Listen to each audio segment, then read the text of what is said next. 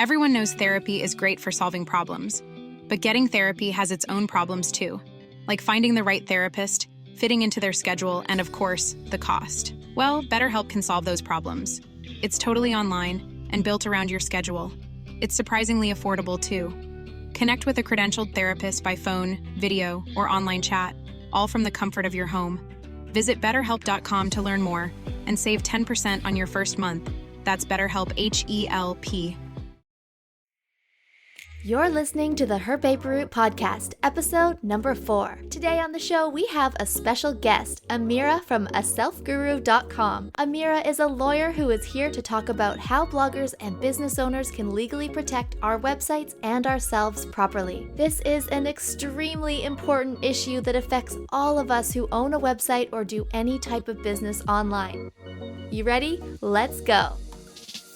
You're listening to the Her Paper Route podcast, a show all about money and entrepreneurship with host Chelsea Clark. Chelsea is a marketing strategist and the founder of HerPaperRoute.com, a friendly and supportive hive for ambitious, passionate entrepreneurs like you to learn how to growth hack your idea into a profitable business. We encourage you to fearlessly tackle your wildest goals. We know that as your own boss, you can deliver your unique message and make more paper. You just need a plan. Here's your host, Chelsea Clark. Amira is a lawyer, a blogger, and an entrepreneur. She has forged a niche market for her blog, aselfguru.com, and has created a product that every blogger and website owner wants, needs, and if you ask me, loves.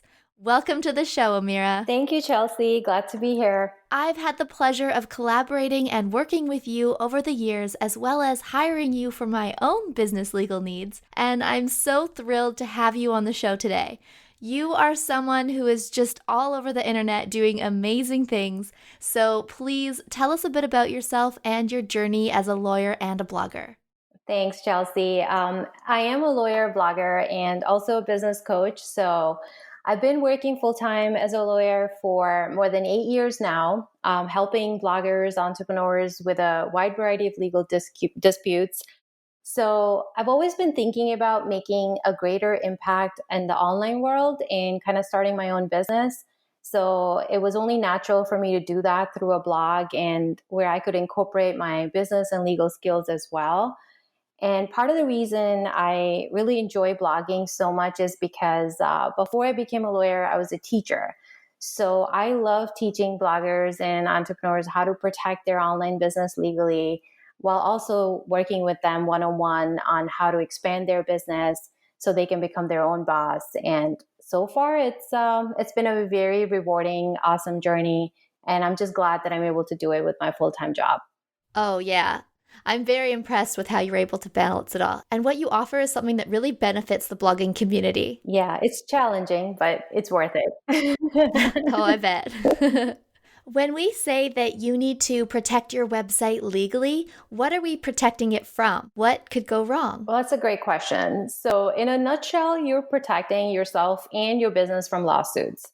So for example, a lot of things can go wrong. You could get sued or fined by the Federal Trade Commission for not having a proper privacy policy on your website, or let's say not abiding by other rules and regulations, such as not properly disclosing your affiliate links for the products and services you recommend on your website, or not properly disclosing that you are writing a sponsored blog post or any other kind of endorsements that you receive. And you could also possibly get into legal trouble and disputes with your readers and customers over your own products and services, and face copyright infringement lawsuits. I mean, those are very common. And so as a lawyer who's seen it all and been in court for over the years, I just know that how easy it is to get sued. And so you do want to make sure you follow the rules and you take the right action to protect yourself and your hard-earned income, because let's face it, we work day and night over, building our business, and you don't want it to be all taken away by a long, expensive lawsuit. Right. It's so important.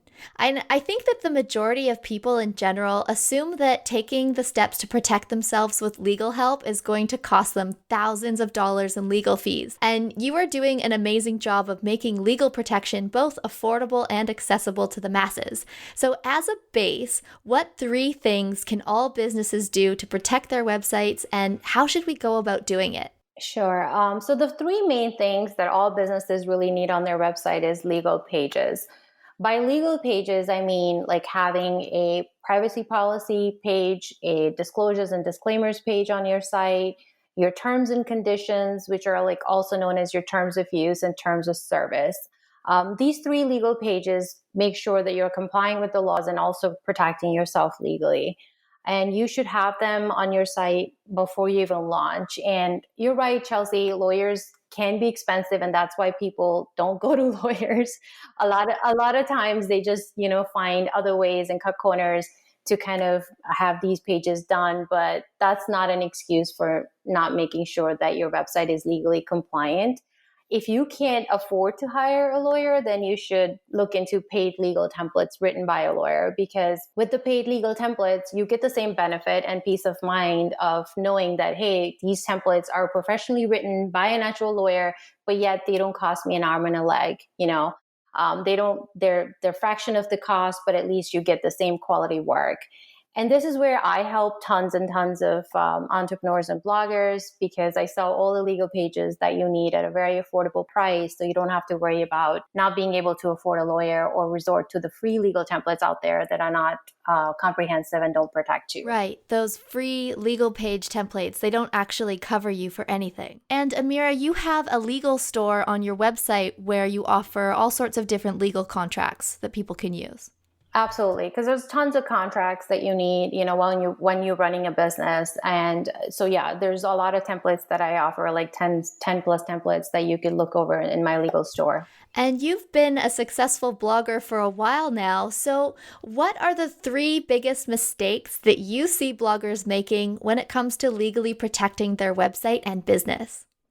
So Chelsea, there's quite a few mistakes I see. And the most common ones are like, number one, for example, people not knowing about copyright law and kind of taking other people's images and content and just posting it on their website. That's a big mistake. That's a big legal copyright violation. So I see that a lot with the new bloggers who are not really well-versed in the legal world, and they just make that mistake that, hey, I can just take any image from Google or anybody's blog post. Oh, God. Yeah, that's so bad. Everyone listening right now, do not take images off of Google. Correct. And do not take someone's, blog content or even their legal pages without, and just assume that you can just post it on your site. That's a great thing to mention. Yeah. Yep. And so I see that a lot. And then I also see people not having proper legal pages. Like we talked briefly about the free legal templates. So they think that, hey, I can just get a free legal policy from online and post it on my website, but they don't realize that those are legally deficient. They don't have the comprehensive provisions in there to protect you. And I personally audited quite a few of those websites that offer those free templates, and I've showed that how deficient they are, and they expose you to all kinds of legal liability and risk. And the other thing I see is like bloggers just not even having legal pages, which is even more problematic, because a privacy policy is actually legally required by law to be on your site. So I'm surprised sometimes to see bloggers, blogging for a couple months and then they don't even have any of the legal pages. And the last thing I would mention is just not using proper contracts when working with others in your business.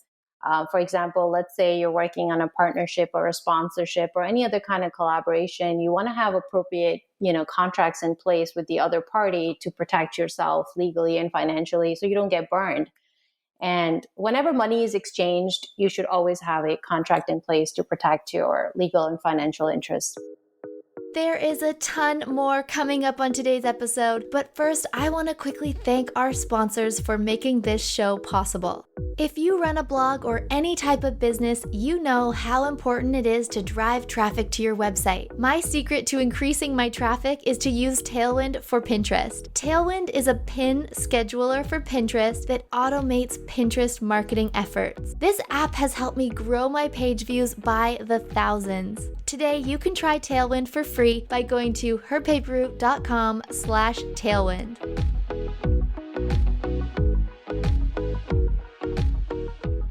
let's talk about these 3 basic legal pages that every website owner needs. So, what is a privacy policy and why would someone need one? Sure. So a privacy policy is a legal document that's required by law if you collect any kind of personal information from someone that visits your website. And every website does collect some sort of personal information. And that could be someone's name, email address, like when they subscribe to your blog or website, credit card information on your sales page when they make a purchase, comments, cookies on your website, Google Analytics that you use, and any. So these are just some of the examples that someone could enter the information. Because think about it, like if I supply my name and email address to you, right? I have the right to know how you're going to use that information and what are you going to do with it, and in what circumstances will it ever be disclosed to a third party. So this is where privacy policy is legally required, because it informs like what personal information you're collecting from your visitors and then how you're going to use it. And it covers a lot of important topics like children's privacy, cookies, comment policies, GDPR, third-party links in use. So you just always want to make sure that you have a solid, comprehensive privacy policy on your website. And what about bloggers who use affiliate links on their websites? I think anyone who's visited a blog has seen that little blurb mentioning that the website earns a commission from affiliate sales. Is having that blurb enough, or do you need a full disclaimer page as well? So the blurb that you're referring to is definitely needed, and it's actually a disclosure that you need to give anytime you share affiliate links. And that's a legal requirement that you need to fulfill, because again, the readers need to know that what kind of financial incentives you're receiving for the products and services that you're promoting. They just need, this way you're not misleading the readers. They need to know that you're being transparent and you're saying, hey, I earn a commission. I am going to receive some sort of a financial gain. But in addition to that, you do need the full disclaimer page, because that serves a different purpose. It takes it to the next step. Now that you've given the disclosure, now you want to have a disclaimer page to limit your liability for all the stuff that you're promoting, because you don't want to be liable for other people's third-party products. You want to have a disclaimer that protects you from legal liability, saying that nothing on your website can be construed as advice, for example, and that you're also encouraging your readers to do their own research, their own due diligence, instead of just completely relying on your stuff and later coming after you, if something goes wrong. So there's a potential for a lawsuit, and this is where a disclaimer, a page, puts a lot of information in there with a lot of legalese that reminds your users that, hey, you are responsible completely for your own actions. I'm just supplying the information, but that doesn't mean that everything on my website is accurate or complete. So this way you're protecting yourself from that kind of legal harm. Got it. The third legal page that you talked about is a terms and conditions page. What is that? And if a blogger doesn't sell products, do they still need a page for that? Great question. So terms and conditions page are not legally required, but they're legally very important. And many bloggers do overlook them until they get into legal troubles. The brief answer to your question is yes, you do need it, even if you don't sell any products and services, because they serve a lot of different purposes in addition to that. So first, we talked about the privacy policy page, we talked about disclaimer page, but then you need this third terms and conditions page, because number one, they serve as a binding legal contract between you and the users of your website, and that later you can, use to enforce in court if there's a legal dispute or a lawsuit. In addition to just cover, if you're selling products and services, then you definitely need it, because you're going to talk about your refund and exchange policies for the products and services in your terms and conditions page. But you also need it to cover topics like, what is the lawful use of your website? Think of terms and conditions as your website rules. So you want to make it clear that, hey, these are my rules and regulations. This is what I allow. This is what I don't allow.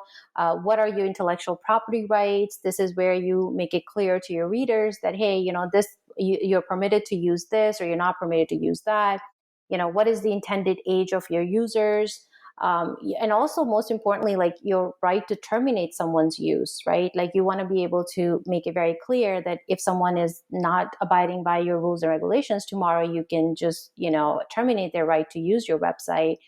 And another thing people don't think about is like, if there is a legal dispute, where are you going to resolve it? So these are a lot of important considerations and factors that you need to think about when you have a terms and conditions page. And it just legitimizes your business and protects you from all kinds of potential legal issues down the road. Does it make sense? That totally makes sense. And that's so great because I think a lot of people who are listening are going to be like, oh, wow, I see why the free templates don't really cover me, because there's so much more that goes into it to really actually protect yourself, because so much can go wrong. And when you have these bases covered, you just have that peace of mind. Absolutely. Exactly. Switching gears a little bit, I want to say how impressed I am with your outreach strategy, how you manage to pitch your affiliate program and guest post to bloggers. I'm seeing your content appearing on all the top websites these days. So what advice would you give bloggers who want to get their name out there and get their guest post pitches accepted? Well, thank you, Chelsea, for your kind words. I'm all about networking and fostering new relationships because blogging can be lonely. I'm sure you can relate to that. And I don't like to work in a vacuum. As a lawyer, I love interacting with my clients, solving their legal problems. So same way, I love connecting with fellow bloggers and providing legal solutions to them.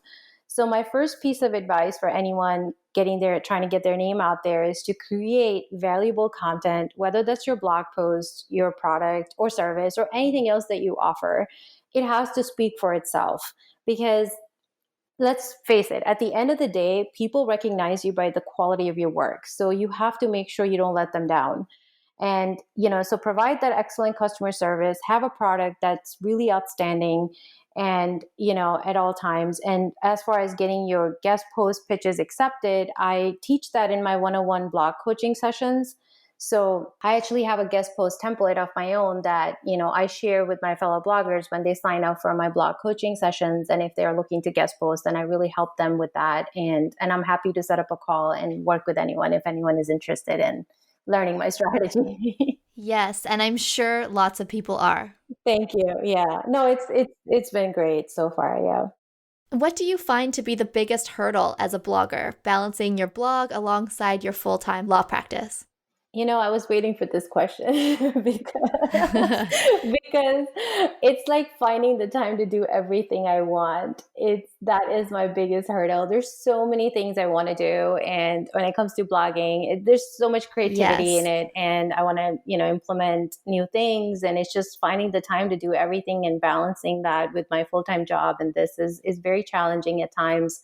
Because, in the beginning, you're running a business all by yourself and there's so much to do, Yep. marketing, creating products, managing a Facebook community, writing blog posts, social media, etc. You know it. Yes. So yeah, the work just never stops. And I feel like I'm always working around the clock. And even when I'm on vacation, I'm not fully unplugged, and I have customers to respond to, I have emails to handle and things like that. And I feel like even if you outsource or hire help, there's still tons to do because you got to oversee and make sure everything is working properly. And for me, it's really just finding the time and creating that balance. I like to think I'm very disciplined, I'm very organized, but still, my job takes up most of the valuable hours of the day. So I don't have the luxury of time on my hands to just do whatever I want to do with my blog at all times of the day. And I'm kind of stuck with working nights or weekends for the most part. But nevertheless, I'm not complaining. I think the pros of being an entrepreneur or blogger are just really outweigh the cons, in my opinion.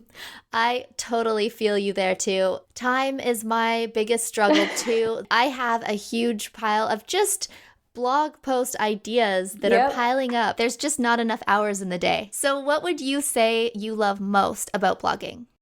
I really love the autonomy of being able to work from my home and make money in my sleep, the passive income, but also the most important thing is for me making a valuable contribution in the lives of others through my blog. Like I'm able to reach a greater audience and just through my coaching services, my legal templates, my blog, my products, all of that. Like I know at the end of the day, I'm solving someone's problem. So for me, that is huge and that's very satisfying. And then when I receive awesome feedback from others letting me know, how my templates have really helped them and they can sleep better at night, So I just think that that makes this entire blogging thing so meaningful and worthwhile. And also amazing, it's been amazing just kind of collaborating with entrepreneurs like yourself, Chelsea, and others, and just kind of gaining that support of the blogging community.